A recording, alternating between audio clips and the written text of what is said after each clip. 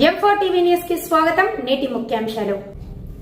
M4 TV news ప్రేక్షకులకు నిజాయితీగా నిర్భయంగా ఎప్పటికప్పుడు తాజా కబుర్లు, భక్తి గీతాలు m4tvnews.com వెబ్సైట్ యాప్లు ప్రచురితం ప్రత్యేక ప్రసారం చేస్తుంది. వార్తలు ప్రకటనల కోసం సంప్రదించవలసిన సెల్ ఫోన్ నెంబర్లు 9666665026 9014163335. నేను చెప్పదలుచుకున్న సన్నాసులను ఎవడైనా 3 నెలలో 6 నెలలో ఈ ప్రభుత్వం ఉండదు అని గ్రామాలకు వచ్చే మా కార్యకర్తలు వాళ్ళని పట్టుకొని యాప చెట్టు కట్టేసి లాగుల తొండలిడ్చి కొడతారని చెప్పి నేను ఈ సందర్భంగా చెప్పదలుచుకున్నా. ఆ సన్నాసుడు అంటుండు ఎన్నికల కంటే ముందు రేవంత్ రెడ్డి పేరు చెప్తే 3 సీట్లు రాకపోతుండే అని. నేను ఇవాళ ఈ వేదిక మీద నుంచి ఆ సొల్లు వాగుడు వాగే కేటీఆర్ నేను సవాలు విసురుతున్నా. బిడ్డ, ఇవాళ నేనే ముఖ్యమంత్రి, నేనే పిసిసి ప్రెసిడెంట్ను. రేపు రాబోయే పార్లమెంట్ ఎన్నికల్లో నేను సవాలు విసురుతున్నా.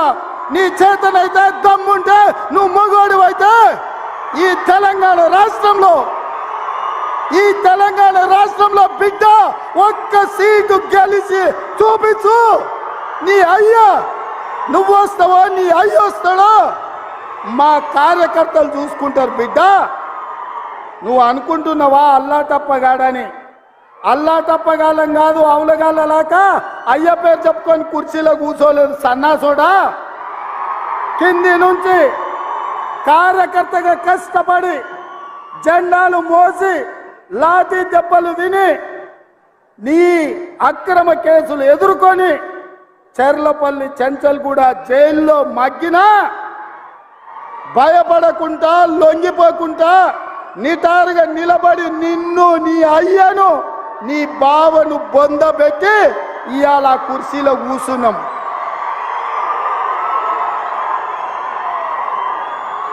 ఈ కుర్చీ ఇనాం కింద వచ్చింది కాదు, ఈ కుర్చీ అయ్య పేరు చెప్తే వచ్చింది కాదు బిడ్డ.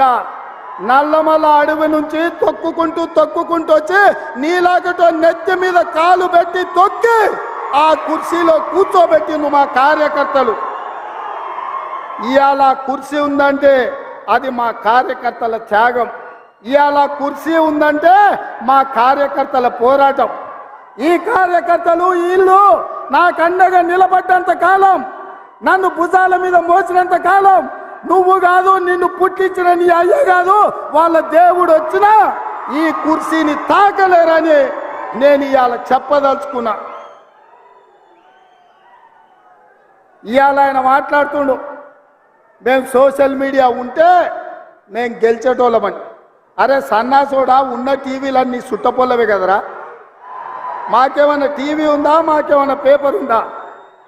మా అయ్య చూపించుకోవడానికి ఏమన్నా టీవీ ఇచ్చిండా? రాసుకోవడానికి ఏమన్నా పేపర్ ఇచ్చిండా? సొల్లు వాగుడు వాగడానికి మాకేమన్నా మైకులు ఇచ్చిండా? సాయంత్రం పూట సేద రీయడానికి జూబ్లీహిల్స్లో సినిమా వాళ్ళ గెస్ట్ హౌస్లు ఏమన్నా మాకు ఇచ్చిండా? ఏమిచ్చిండా?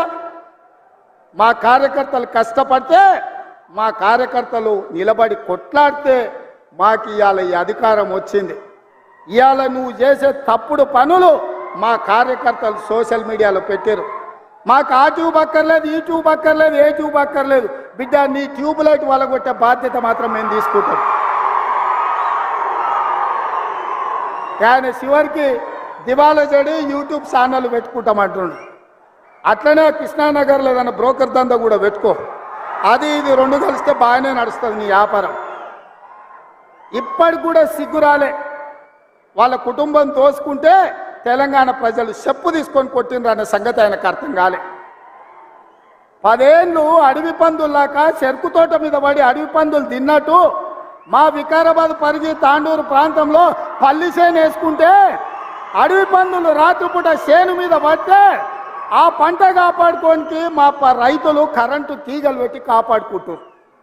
అట్లనే తెలంగాణ ప్రజలు అడవి పందుల్లాక తెలంగాణ మీరు తెగమెక్కుతుంటే కరెంటు వైర్లు పెట్టి మిమ్మల్ని కరెంటు తీగలకు బలిచ్చి ఇవాళ కాంగ్రెస్ పార్టీని అధికారంలోకి తీసుకొచ్చారు.